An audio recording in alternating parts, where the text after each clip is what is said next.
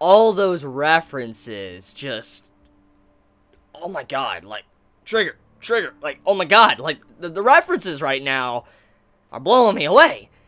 We have the obvious Gurren Lagann reference, my drill will pierce the heavens! We have Gundam, and then we have Ava, like, yo, fucking Ava in Little Witch Academia.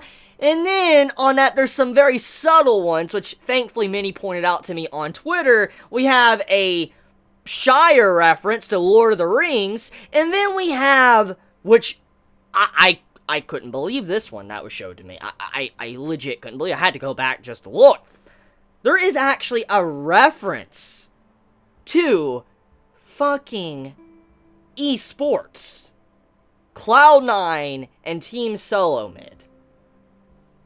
What? Like, what? Like, what? Like, okay. Then it just, what?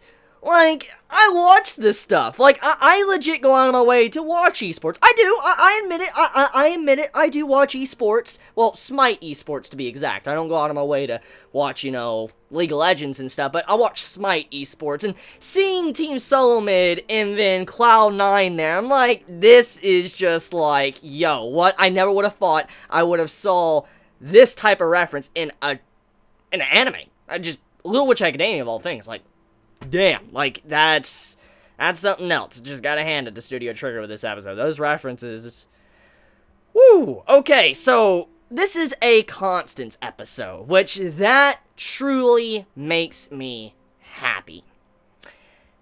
I really am glad Constance finally got her episode. I was just talking about this last week. Like, she needed an episode because she's a really cool character. I've loved her design since I watched the movie and OVA and all that. Like, I've loved her. I've loved her character.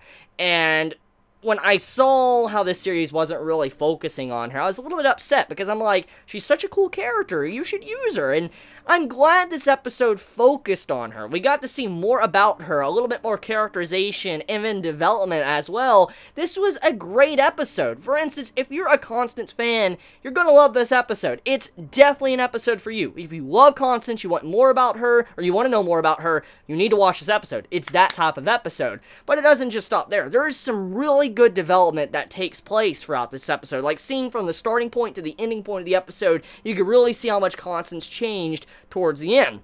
So let's kind of focus on that. So the episode pretty much starts off with Akko getting herself into trouble. She breaks a standbot, which in results she goes down to find Constance in her, you know, lab, and she's like, I'm sorry about breaking this. And Constance, she shows these different emotions on her face, but she doesn't say anything at all. And then she, you know, goes to kicking Akko out of her lab. She just launches her out. Akko being kind of upset, she continues to go back to Constance, trying to ask for forgiveness, to do anything to help out Constance, and basically it results into where Constance constantly is kicking her out of her lab, doesn't want her there, because she's getting in the way. Eventually Constance is like, I like to work alone. I don't want anyone here. I want to be myself. I want to just do everything by myself. Like, she doesn't want anyone around her. She has her standbot. She has her. She's fine. But Akko, she won't have none of that. She's like, I want to continue doing something for I can, you know, get your forgiveness and become friends with you. That's basically Akko's entire motive throughout this episode. Well, as it continues on, eventually Constance learns that she can't do everything by herself. And Akko proves to her, like, hey,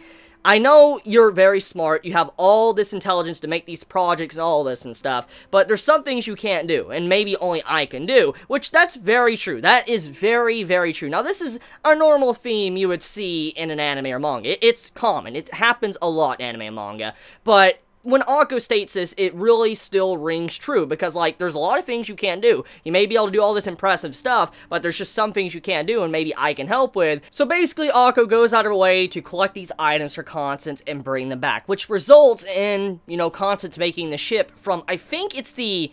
Is it the movie? Yeah, I think it's the movie. Basically, it results in, you know, Constance making the ship from the movie, and eventually it turns into a freaking mech, which is an obvious Gurren Lagann reference. Like, obvious Gurren Lagann reference is obvious.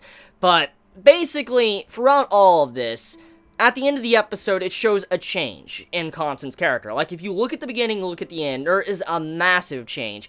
Constance goes out of her way to show that she does care about Akko. They are friends. She goes out of her way to make Akko a flying broom. And even though the broom isn't fast, it isn't like something that's going to go flying down, you know, the road or sky or whatever, it's still a nice thought. It's the thought that counts. And Constance went out of her way to make Akko something. And Akko was really happy. She's like, thank you, I could fly and all that. And she was just very excited to have this gift, which shows that Constance, she was opening up to Akko. She was someone that's very mute and someone that didn't want to talk at all, or not even do anything around people. But then when she saw how Akko was just going out of her way to help her, she went out of her way to help out Akko, which is just a very sweet sign of friendship towards the end, and how she slowly changed throughout the episode. And when she gave that smile and the episode ended, I'm like, oh, it's so cute. That's a smile that needs protected. Like, that is just such a cute smile from Constance. Like, oh my god, like, if Susie wasn't best girl, like, Constance would definitely be best girl, because that smile was just too sweet. And the way she's just mute, she's so adorable, she can't really communicate with anyone. I'm like, oh, she's so cute. Like, he's so